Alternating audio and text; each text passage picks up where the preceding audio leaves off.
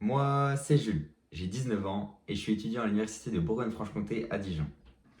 Je vais me présenter, mais avant, laissez-moi vous expliquer à quoi sert cette petite vidéo. Elle a pour but de vous présenter le métier principal que j'aimerais faire plus tard.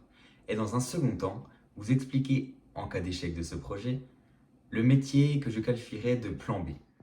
Mais tout d'abord, laissez-moi vous parler de qui je suis. Je m'appelle Jules Letellier, j'ai 19 ans et je suis né à Pontarlier. Cette année, je me retrouve à Dijon pour ma première année de licence mathématiques informatique. Depuis petit, je suis passionné par le sport et plus particulièrement le football que je pratique depuis l'âge de mes 3 ans, mais j'aime également jouer aux jeux vidéo lors de mes temps libres.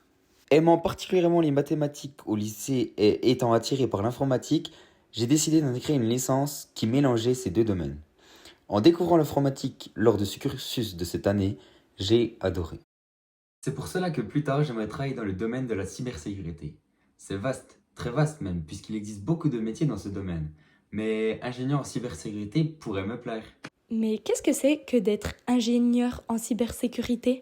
Eh bien, l'ingénieur en cybersécurité est chargé d'analyser et de traiter des menaces d'intrusion qui visent le système informatique de l'entreprise. Ce professionnel de la sécurité informatique définit les plans d'action nécessaires à la correction ou à l'anticipation des menaces informatiques. Pour avoir plus d'informations concernant ce domaine, j'ai eu la chance de pouvoir interroger 3 personnes complètement différentes, dont une étudiante et 2 personnes qui ont énormément d'expérience, et dont une des deux qui arrive en fin de carrière. Tout d'abord, l'étudiante en question est Monica, 24 ans, et en dernière année de master en cybersécurité à l'Université de technologie de Compiègne. Elle a suivi une classe préparatoire pour ensuite passer un concours pour rentrer à l'UTC, une école assez compétitive pour y rentrer. Mais selon elle, ça en vaut le coup. Concernant la charge de travail, elle conseille d'être organisée. Elle arrive même à trouver du temps pour ses loisirs. Ensuite, j'ai eu la chance d'avoir pu interroger Monsieur Nader Mbarek, directeur adjoint du laboratoire LIB ainsi que professeur des universités à la Polytechnique de Dijon. Ce fut l'interview qui m'a le plus impressionné de par sa grande expérience. En effet, après 2 ans en classe préparatoire, il a obtenu son diplôme d'ingénieur. Il ne s'est pas arrêté là, puisqu'il a présenté une thèse à Bordeaux et a pu décrocher un doctorat en informatique. Il a pu me conseiller sur la meilleure formation selon lui. Puis, m'a renseigné davantage sur ce domaine si vaste qu'est la cybersécurité. Et enfin, le plus ancien des trois, Monsieur Martin, qui occupe le poste de directeur de la sécurité des systèmes d'information au sein d'une entreprise financière. Il a pu me renseigner sur son parcours étant plus jeune, dont il ne regrette pas du tout, et qui est très similaire aux deux autres. Il a pu me faire part de son expérience en me renseignant beaucoup d'informations, comme une journée type à son travail. Et tous les trois me conseillent ce domaine, puisque ce domaine est en pleine croissance. Après ces 3 interviews passées qui m'ont complètement ouvert l'esprit, j'en ai conclu que la meilleure formation possible pour devenir ingénieur en cybersécurité était de faire 2 années de classe préparatoire pour ensuite rentrer dans une école d'ingénieur et obtenir son diplôme d'ingénieur en cybersécurité.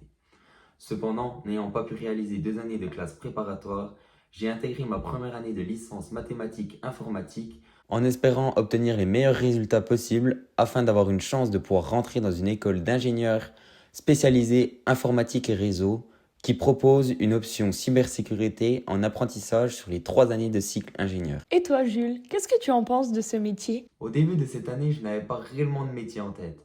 Mais en découvrant l'informatique cette année, j'ai complètement adoré. Et c'est là qu'après de nombreuses recherches, je suis tombé sur la cybersécurité. Au début, je pensais que travailler dans la cybersécurité, c'était travailler tout seul devant un ordi. Je me suis complètement trompé, puisqu'on peut travailler en équipe tout en s'amusant. Parfait. Étant en plus de ça un métier d'avenir, puisque l'informatique est en pleine croissance aujourd'hui, le taux de chômage en cybersécurité est de 3,3%. C'est rien. Et en plus de ça, ce domaine est proposé partout en France. Dans n'importe quelle entreprise, on a besoin de sécurité informatique maintenant. Et voilà le métier de la cybersécurité. Maintenant, j'ai mon parcours tout tracé, plus qu'à moi de faire le travail pour y réussir. Cependant, si je vois qu'en cours de route, je n'aime pas forcément, je pourrais changer d'orientation en allant vers le domaine du sport. En effet, étant un grand passionné de sport, en cas d'échec de mon premier projet, je m'orienterai sûrement en tant que coach sportif en tant que plan B. Ayant déjà entraîné à maintes reprises de jeunes joueurs de foot, c'est quelque chose qui me plaît beaucoup. Mais être un coach sportif, c'est quoi?